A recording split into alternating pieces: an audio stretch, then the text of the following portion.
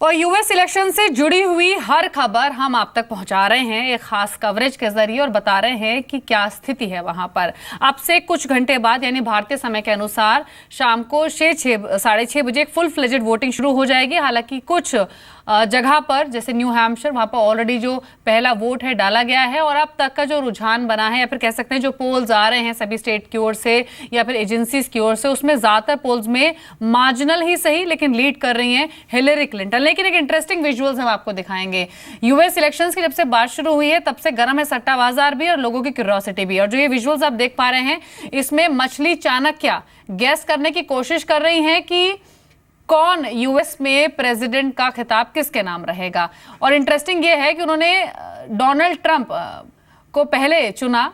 आप देख सकते हैं अपने विजुअल्स के जरिए कि डोनाल्ड ट्रंप उनकी भी पहली पसंद रहे हैं और अब देखना होगा क्या रिजल्ट्स आते हैं, क्योंकि अब तक के जो पोल्स रहे हैं उसमें तो दोनों ही कैंडिडेट्स के बीच में जो कंफ्यूजन है या फिर कह सकते हैं कि जो कंपटीशन है वो बिल्कुल नेक टू नेक चल रहा है। लेकिन ये फिश चाणक्य हैं जिन्होंने चुना है प्रेसिडेंशियल कैंडिडेट के तौर पर पहले डोनाल्ड ट्रंप को और बाद में हिलरी को। तो वो भी क्योंकि जिस तरह से अभी हम यूएस में भी जो जी मीडिया के जो संवाददाता मौजूद है उनसे बातचीत की थी, उनसे जानने की कोशिश कर रहे थे कि वहाँ क्या व्यू है, तो वो भी बोल रहे थे कि अभी बहुत मुश्किल है ये जज कर पाना क्योंकि 50-50 चांसेस नजर आ रहे हैं। और शायद यही 50-50 चांसेस के इंडिकेशन ये फिश चाणक्य भी दे रही है क्योंकि पहले उन्होंने ट्रंप को टच किया और उसके बाद हिलरी को।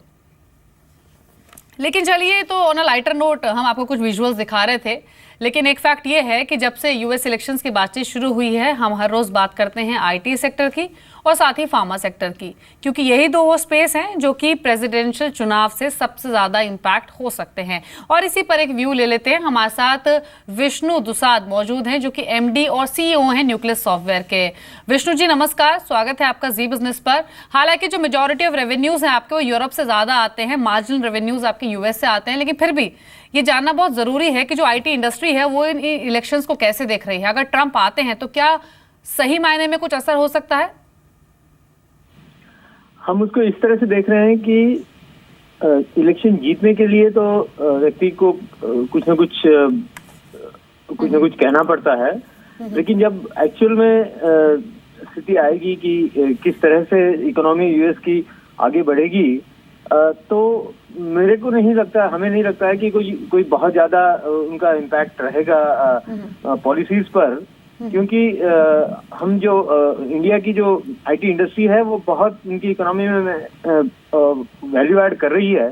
हो सकता है उनका जो make India great make US great वाला अगेन वाला जो स्लोगन है उसमें हम लोग इंडियन आईटी इंडस्ट्री किसी दूसरे तरीके से वो अमेरिकन इकोनॉमी को फिर से आगे कैसे बढ़ा सकते हैं उसमें हम मदद कर सकते हैं जी।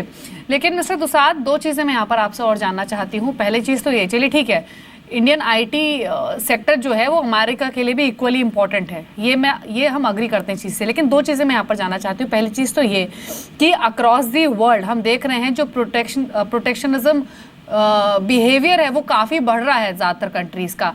दूसरी चीज ये, यूएस में तो यूएस हो या फिर यूरोप हो, जो स्पेंडिंग है वो रिवाइव हो नहीं रही है। तो ऐसे में क्या नियर टर्म में जो ग्रोथ आउटलुक है या फिर जो ग्रोथ प्रोजेक्शंस है उसको इनवर्ड ही रखना चाहिए? बिल्कुल सही कह रही हैं आप। इनवर्ड अगर हम फोकस करते हैं तो हमारी इकोनॉमी में इतनी ज्यादा क्षमता है कि हमने जो औरों की इकोनॉमी को इम्प्रूव करने में उन क्षमताओं का इस्तेमाल किया है पिछले 2-3 दशकों में, वो अपनी यहाँ की इकोनॉमी को हम डेवलप करने में लगाएंगे, अच्छे प्रोडक्ट्स बनाना शुरू करेंगे हमारी अपनी प्रॉब्लम्स को सॉल्व करने के लिए, तो उसका काफी जबरदस्त इम्पैक्ट हो सकता है। ओके, चलिए शुक्रिया विष्णु जी, आपने बातचीत की जी बिजनेस और अपने व्यूज इस पर रखे। तो ये आप सुन रहे थे न्यूक्लियस सॉफ्टवेयर के मैनेजमेंट को, जो मान रहे थे कि कोई भी कैंडिडेट आए बहुत ज़्यादा असर आईटी सेक्टर पर नहीं होगा और जो भी इलेक्शन प्रोपेगेंडा के दौरान जो बातें कही जाती हैं वो पूरी तरीके से लागू नहीं होती, चाहे फिर वो कोई भी कैंडिडेट बने। तो आईटी में हालांकि आज एक मिक्स्ड बिहेवियर हम देख रहे हैं। आखिरी सवाल आशीष आपसे, आपकी अभी इंट्राडे या फिर पोजिशनल नजरिए से क्या चॉइसेस है?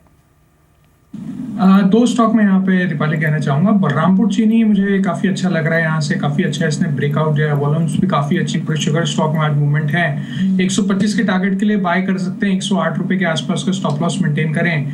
दूसरा एक स्टॉक है वीआईपी इंडस्ट्री। आप देखें काफी समय से ये पर्टिकुलर स्टॉक जो है 137 138 के लेवल को ब्रेक नहीं कर रहा था, आज 140 पे है, वॉल्यूम्स भी अच्छी है। मेरे ख्याल से यहाँ पे बाइंग डेफिनेटली ट्रिगर हुआ है। 135 के आसपास का स्टॉप लॉस रखें और 150 के टारगेट से बिल्कुल वीआईपी को बाय कर सकते हैं। जी चलिए, शुक्रिया आशीष बातचीत करने के लिए और अपने थॉट्स सभी स्टॉक्स पर शेयर करने के लिए।